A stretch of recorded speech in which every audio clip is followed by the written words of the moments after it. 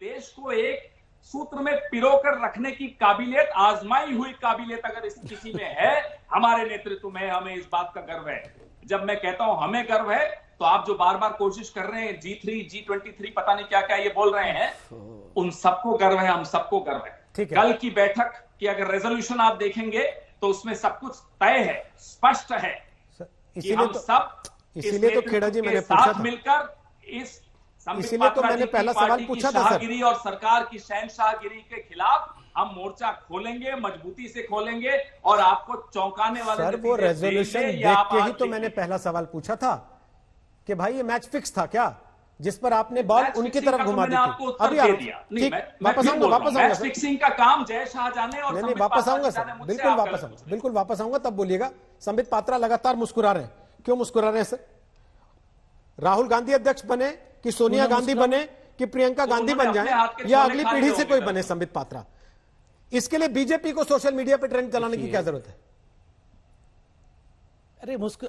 अरे ये बहुत गलत बात है रोहित भाई, थोड़े मजे भी ना लें, बताइए ये क्या कमाल की बात है?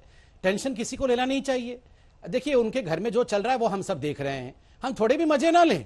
ट्रेंड क्या चला दिया, इनको मुश्किल हो रही है। अब मैं मुस्कुराऊं भी ना डिबेट में, मैं गम खा के बैठूं यहां पे, क्यों गम खा के बैठूं? देखिए ये बड़ी बड़ी बातें कर रहे थे, जीवंत पार्टी है, हमारे पार्टी में डेमोक्रेसी है, पूरे देश को एक सूत्र में ये परिवार बांध के रखता है। अरे पहले अपने आप को तो बांध लो सूत्र में, बाद में पूरे देश को सूत्र में बांधिएगा। देखिए ये जो चिट्ठी लिखी गई है, किन लोगों ने लिखी है?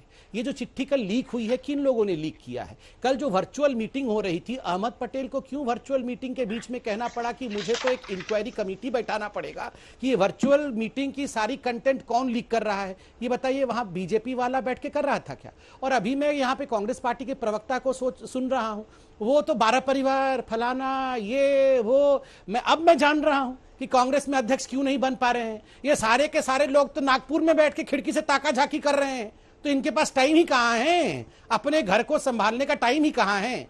कौन संघ में कहां जा रहा है, कौन कितने बजे ट्वीट कर रहा है, ये सारा इसी में बिजी है। फिर बोलते हैं हम मोदी जी से प्रश्न पूछेंगे। अरे पहले ये 23 लोगों की इंक्वायरी कर लो कि किसने किसके कहने पर चिट्ठी लगी, और अभी जो रात के 12-12 बजे तक डिनर पार्टी चल रही है, इसका क्या होने वाला है, ये सब देख लो। और जहां तक ये जो तेरे नाम से शुरू और तेरे नाम से खत्म आपने आज शीर्षक दिया है, नेहरू के वंश को माना था रतन, ये कांग्रेसियों के लिए है। नेहरू के वंश को माना था रतन, उन्हीं के हाथों हुआ है पतन, तेरे नाम से शुरू तेरे नाम से खत्म। और रोहित जी एक बात और बता दूं, मैं आज प्रेडिक्ट कर रहा हूं, प्रेडिक्ट करके जाऊंगा।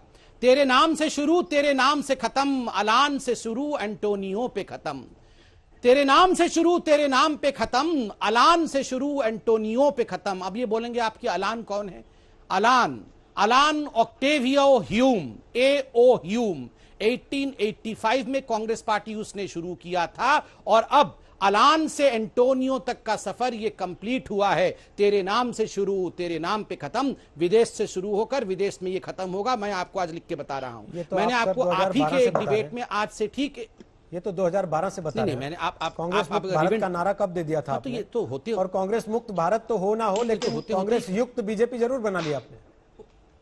नहीं, ये तो खत्म हो ही रहे हैं। मैं आपको याद दिलाऊं, आप तो 2012 छोड़िए, आप 15 दिन या 20 दिन पहले का डिबेट निकाल के देखिए, आप ही का शो था दंगल, और मैंने कहा था कि अगस्त 5 को भगवान श्री राम, राम लल्ला टेंट से निकलकर ठाट बाट के भवन में जाएंगे, और भवन से निकलकर कांग्रेसी टेंट पे आएंगे। टेंट में आने का प्रक्रिया आरंभ हो चुका है, 23 लोग अभी टेंट में आए हैं, देखते जाइए। रसोड़े में कौन है, रसोड़े में कौन है, कौन है वो जिसने कुकर से सारे के सारे चने निकाले हैं और खाली कुकर गैस पे चढ़ाया है?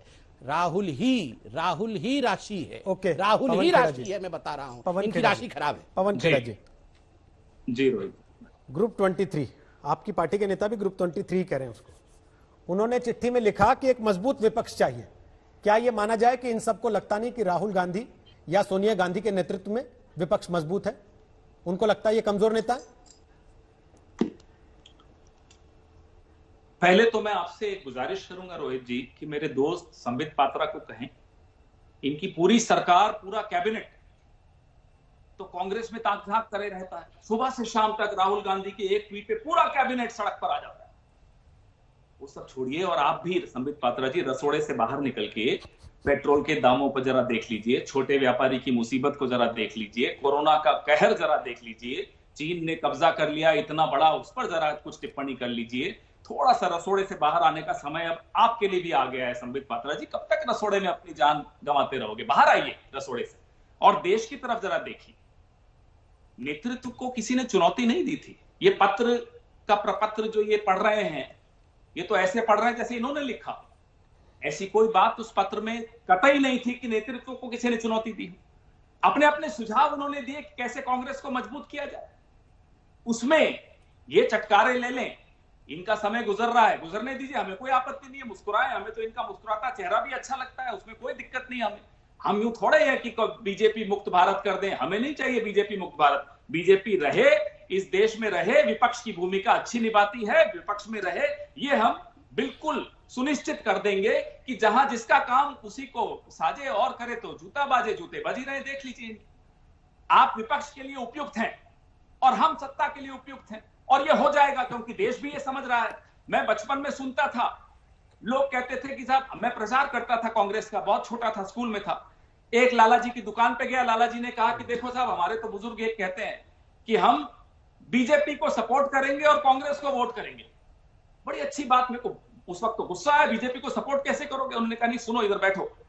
बीजेपी को सपोर्ट इसलिए करेंगे कि वो हमारी बात उठाती है, सरकार तक पहुंचाती है, और आपको वोट इसलिए करेंगे कि सरकार चलाना सिर्फ आपको आता है। आज वो बात इतनी सही लगी, आज से 30 साल पुरानी बात मैं आज आपको बता रहा हूं, इतनी सही बात लगी हो। ये संबित पात्रा जी दिन भर रसोड़े में है, ये सत्ताधीश पार्टी के स्पोक्समैन है, और रसोड़ा, छोले भटूरे, काजू कतली, चिंगारी, ये क्या मजाक बना रखा है? बताइए ना, 14 दिन से लगातार पेट्रोल की कीमतें क्यों बढ़ी है? जवाब दीजिए। नमस्कार, मैं हूं अंजना ओम कश्यप। हमें उम्मीद है ये वीडियो आपको पसंद आया होगा। लेटेस्ट खबरों के लिए यूं ही देखते रहिए आज तक, और इस वीडियो के पसंद आने पर लाइक, शेयर एंड सब्सक्राइब करना ना भूलें।